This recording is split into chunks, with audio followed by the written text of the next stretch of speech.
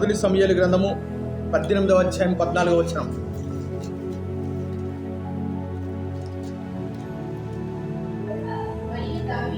మరియు దావీదు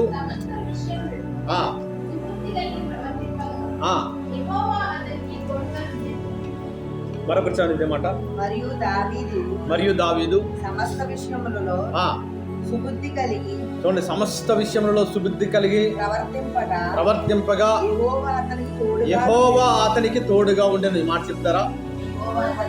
యెహోవా అతనికి తోడుగా ఉండెను. దేవునికి స్తోత్రం కలుగును గాక. దేవుడు సహజంగా ఎవరికి తోడుగా ఉంటారండి?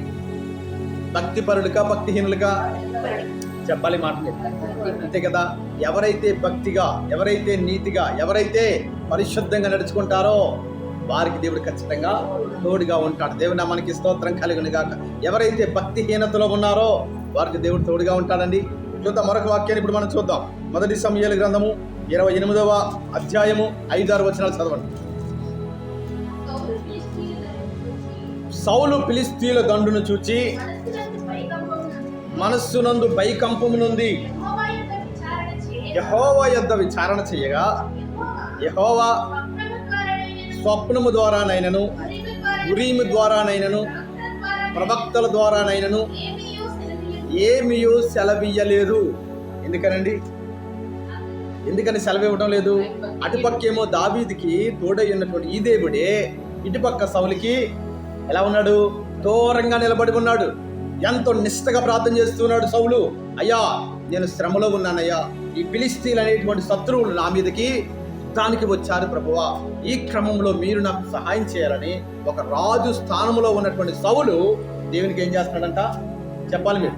ప్రార్థన చేస్తూ ఉన్నాడు. దేవునికి స్తోత్రం కలుగును గాక. కానీ సౌలు ప్రార్థన దేవుడు విన్నాడా? చెప్పాలి మీరు. చెప్పాలండి, విన్నాడండి? ఎందుకని వినలేదు? వాక్యం చాలా జాగ్రత్తగా వినాలి. ఎందుకని సౌలు ప్రార్థన దేవుడు త్రోసివేశాడు? ఎందుకని సౌలు ప్రార్థన దేవుడు వినలేదు? ఎందుకని దేవుడు సౌలు దగ్గరికి ఒక ప్రవక్తని కానీ, దేవుని సేవకుని కానీ ఎందుకని పంపించలేదు? ఎందుకనంటే ఇక్కడ సౌలు భక్తిహీనుడిగా మారిపోయాడు. అదే భక్తిహీనతలో ఉండిపోయాడు. కనుకనే ఈ యొక్క సౌలు యొక్క ప్రార్థనను దేవుడు నిరాకరించాడన్నమాట, అంగీకరించలేదు. ఈ సౌలు ప్రార్థనను దేవుడు త్రోసి వేస్తూ ఉన్నాడు. ఎంతగానో ప్రార్థన చేస్తూ ఉన్నాడు, ఎంతగానో మొరపెడుతూ ఉన్నాడు. సౌలుకి అన్ని విషయాలు తెలుసు. ఈ సౌలు ఇంతకు ముందు కూడా భక్తిపరుడే, కానీ ఏమైపోయాడంట? భక్తిలో పడిపోయాడు, భక్తిహీనుడిగా మారిపోయాడు. దేవుని మాట కానీ, దేవుని మాట మీద నిలబడటము కానీ, దేవుని మాటకు విధేయత కలగడం కానీ ఏమాత్రం కూడా చెయ్యకుండా తన సొంత ఆలోచన ప్రకారంగా, తన సొంత ఇష్టం ప్రకారంగా నడుచుకున్నాడు. కనుకనే యొక్క సౌలు భక్తిహీనుడిగా నిలబడిపోయాడు. కానీ దావీదు భక్తిపరుడు. దేవునికి స్తోత్రం కలుగును గాక. ఇదిగో, దేవుణ్ణి తెలుసుకున్న నాటి నుండి చనిపోయే వరకు కూడా ఎలా ఉన్నాడంట? భక్తిపరుడుగానే నిలబడ్డాడు. దేవుని నామానికి మహిమ కలుగును గాక. ఇప్పుడు దావీదు గురించి కానీ మనం ధ్యానం చేస్తే విస్తారమైన పాఠాలు అంతే కదండి. విస్తారమైన విషయాలు మనకు అనేక రకాలుగా మనల్ని బలపరచడానికి, మనల్ని ఆదరించడానికి, మనకు ఒక పాఠాన్ని నేర్పించడానికి అనేకమైన విషయాలు దావీదు చరిత్ర నుండి, దావీదు జీవితం నుండి అనేక విషయాలు తెలియచేయబడతాయి. కానీ సౌలు విషయం నుంచి, సౌలు జీవితం నుంచి మరికొన్ని విషయాలే, ఒక 3 లేక 4 వర్తమానాలే మనం ధ్యానం చేయగలం. ఎందుకని? అతడు భక్తిహీనుడిగా మారిపోయాడు గనక. దేవునికి స్తోత్రం కలుగును గాక. కానీ చూసినట్లయితే దావీదు మాత్రము ఇదిగో మరి చిన్న ప్రాయములో నుండి దేవుణ్ణి స్తుతించే విషయంలో, దేవుని గణపరిచే విషయంలో, దేవుని మీద ఆధారపడే విషయంలో, ఇదిగో ఒంటరిగా ఉన్న, అరణ్యములో ఉన్న కుటుంబం అంతా కూడా వెలివేసినప్పటికీ కూడా దేవుని మాత్రము విడిచిపెట్టలేదు దావీదు. దేవునికి స్తోత్రం కలుగును గాక.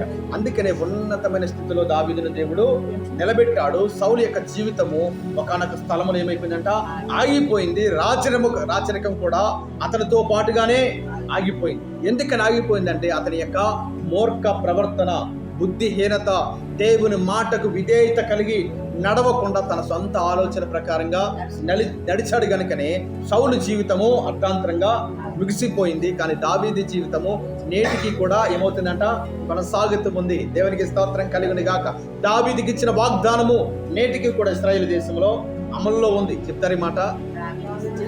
దావీదుకి ఇచ్చిన వాగ్దానము నేటికి కూడా ఇశ్రాయేలు దేశంలో అమల్లో ఉంది. దేవుని నామానికి మహిమ కలుగును గాక.